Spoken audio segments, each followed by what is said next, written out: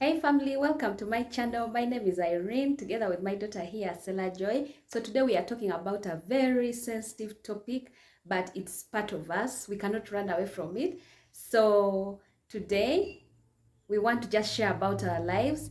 You're most welcome. If you're a new subscriber here, please don't forget to subscribe and also hit the notification bell such that you're always notified about our upcoming videos. And if you're an old subscriber, you're welcome and thank you for showing us your support. Okay, let me come closer. Yeah. So we got married on the 26th of August 2016. The marriage was, wow, very beautiful. We're all very young and excited about facing the new journey together. We danced, we enjoyed and everything. The wedding was okay. In fact, what was mostly interesting about our wedding was everybody was talking about food. That they ate to their fill. And for us, of course, we got to enjoy that day. So we went home. It was like a simple, humble home. We're renting. And by the way, we've just made 5 years in marriage. You know that kind of excitement when you're just married and you're ready to face the future together. You know that happily ever after story that they always tell us in movies. So after 6 months down the road, hey, just like any other couple, I became pregnant. So I would go in for antenatal on time and do whatever they tell me to do. Of course, I was very new in this thing. I would always follow what, like my mom, I would always go to her.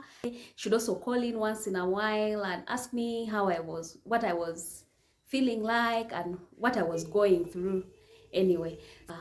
But along the way, when I was almost making 6 months in pregnancy, I started experiencing headaches, and then also my body started not responding well. For example, I started swelling, my hands started swelling, my feet started swelling, and then I was kind of like getting also shortness in breath. So I just decided to go and visit my gynecologist even before the appointment date. We ran some tests. He actually told me to go and pick a urine sample, which I did. But while I was at the washrooms, he told my husband that I was really very, very sick and that I needed to be admitted. So when I came back, of course, they told me they wanted to try to see how they can take care of me while in hospital. So the gynecologist requested that I stay back and they monitor the condition. Little did I know that I had high blood pressure, which actually turned out to be preeclampsia. So the damage was too much, and the doctors said they had to either choose between saving my life or save the baby's life. But remember, it had affected the baby so much in that the baby was really very small, so they decided that they terminate the pregnancy. I went into theater that I went to theater the day after I was admitted in hospital. So I was operated by C-section, and I lost that baby to preeclampsia. The grief that we really went through with my husband was unbearable. Unbearable.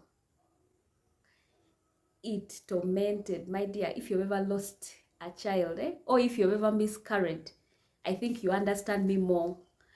I went through a terrible, terrible time. It actually also affected my husband so much.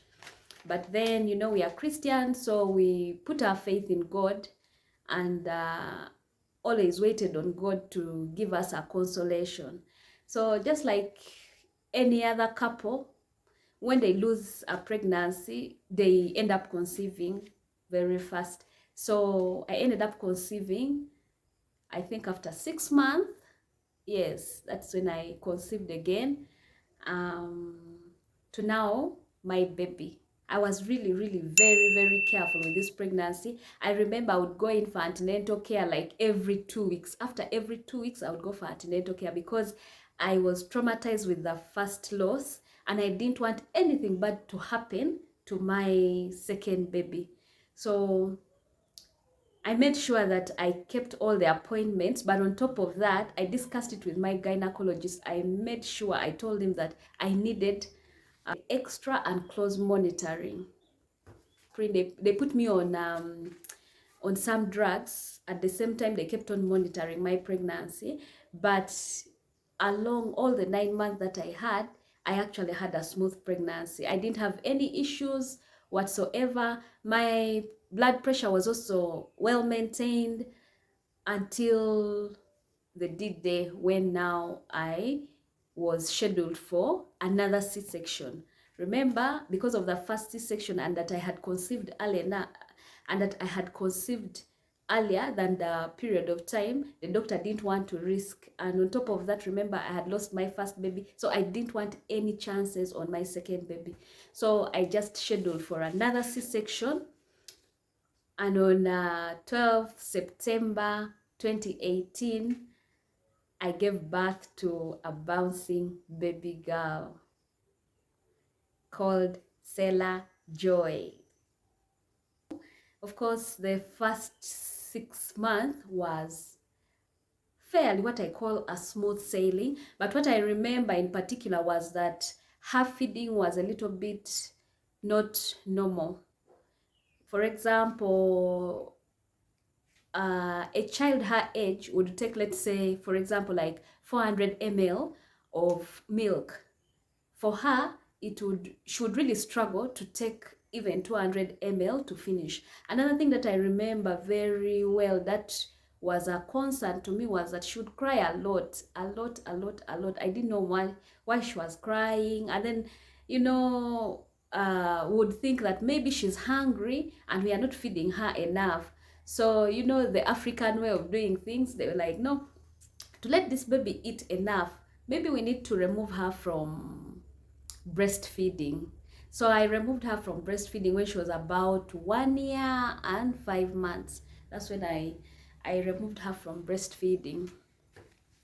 But then still, her feeding wasn't good. Even with just ordinary porridge and ordinary meals, she was not eating so well. And that was really a point of concern for me. Another thing that I realized at 6 months, she had just managed to sit, but then she was not crawling. She was not doing what a 6-month-old baby should be doing. And now that really made me, mother's instinct, that made me really decide that no, I had to do something at that point. I went to see a pediatrician together with my husband. We went to see a pediatrician who advised us that we should give it time. Babies are different. So he actually said, because when we talked to him, we're telling him that we are seeing like there's something not normal about this child. She's not meeting her milestones like her peers, like the children, like other babies within her age group. And what the pediatrician, I remember, told me was that me as a mother, I am too concerned. I'm the one who is not normal. The baby is normal, but it is me who is not normal because I am overthinking it. So we gave it time, and we hoped that maybe things will get a little bit better. Now around 9 months, again, we said no, the child was not still picking up with her milestone. So we decided to visit another pediatric center. We explained to them our concerns, and the thing that they told us was still the same, that children, when they checked her, they saw that everything else about her was normal. They could not really actually recognize anything abnormal with the child. We kept on with our concerns down in our hearts.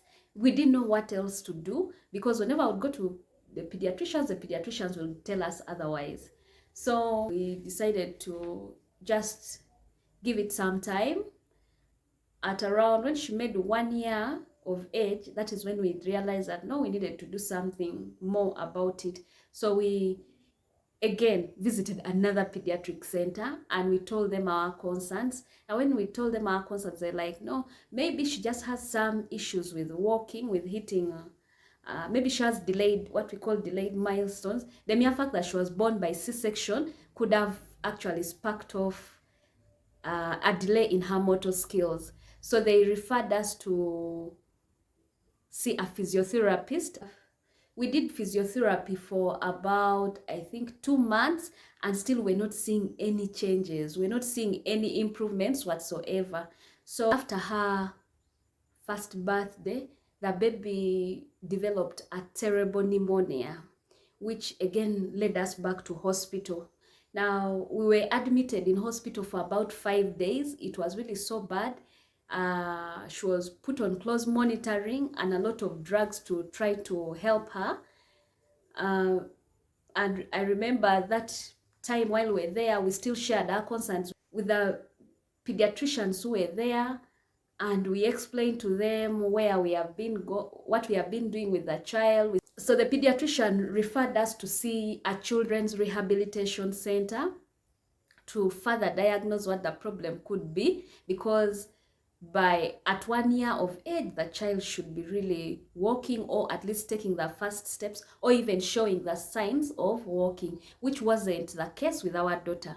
So at the rehabilitation center, the pediatrician there referred us to do an EEG scan because she actually suspected that it was cerebral palsy. So she referred us to do an EEG scan and also asked us whether we had issues at the time of delivery, whether the child was put on oxygen. We told her none of that really happened when the child was born. It was actually normal, and then we're told to go back home. When the results from the EEG scan came out, they were normal. So the pediatrician also there was actually explained to us and told us that it could be that the EEG scan didn't pick it, that we should repeat to do another EEG scan after 6 months, and recommended us for physiotherapy as well, and put the child on nutrition, and then gave us to come back after 4 months to see how the child was progressing. But then even after 4 months, still there was no improvement whatsoever. And that is when again she had another bout of pneumonia, the second time. Now there we felt, our instinct told us, no, we needed to seek another opinion. We went to again another hospital. So we're moving from one hospital, we're hopping from one hospital to another. Hope you enjoyed this video. Don't forget to like and comment, and please, if you're new here, once again, don't forget to subscribe.